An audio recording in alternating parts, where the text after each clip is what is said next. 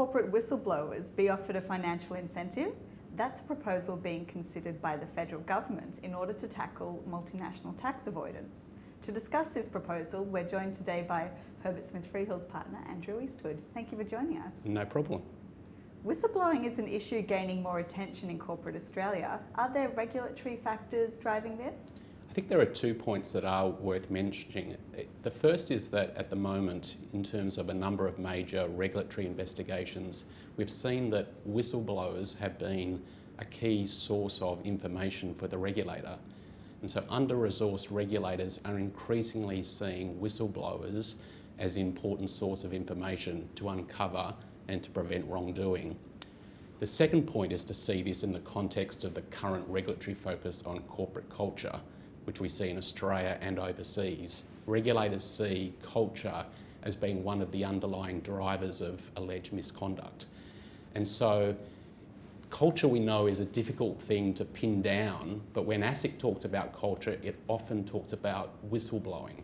And so it's looking for things such as, do the employees in the organisation feel comfortable raising issues of concern within the organisation? And when they do, how are they treated? Are they prevented? Is there preventions for retaliation against them? And in that context, the importance of policies and procedures in relation to whistleblowing is key. The US has a financial incentive system for employees who blow the whistle. Would the introduction of financial rewards for corporate whistleblowers in Australia be a positive step? I think it would be a bad move. The evidence isn't there to suggest that the introduction of incentives actually materially assists whistleblowing. In the US, since the SEC introduced its whistleblowing bounty program in July 2010, there's only been 17 awards made to whistleblowers. And the UK regulators, when they've recently looked at this, have concluded that there's no evidence yet to suggest that introducing incentives actually materially increases the quality or the quantity of whistleblowing. But I think the bigger issue here is actually the potentially damaging impact that incentives have on internal whistleblowing programs. We want employees to feel comfortable raising things in the organisation.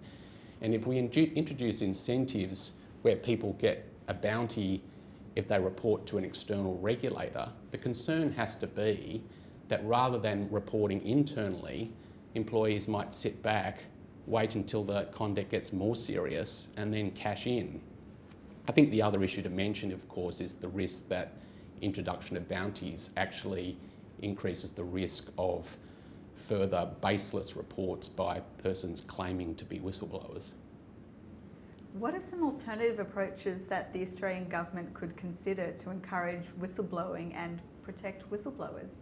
I mean, whilst I'm against bounties, I actually think there is a good case to be made for some sensible reforms in this area to protect whistleblowers. We really want to encourage employees to feel comfortable to bring forward matters of concern.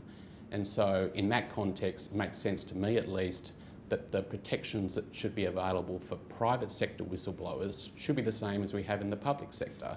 So things I think that can be looked at include the definition of who is a whistleblower. Can that be clarified in legislation? Should that be expanded, for instance, to include former employees? And also to look at clarifying what can be the subject of a whistleblowing report. At the moment, it's limited to matters that ASIC usually investigates, but perhaps it should be include any corporate misconduct. But in all of this, the focus really should be on supporting internal whistleblowing programs, not seeking to sabotage them. Thank you for your time today. No problem.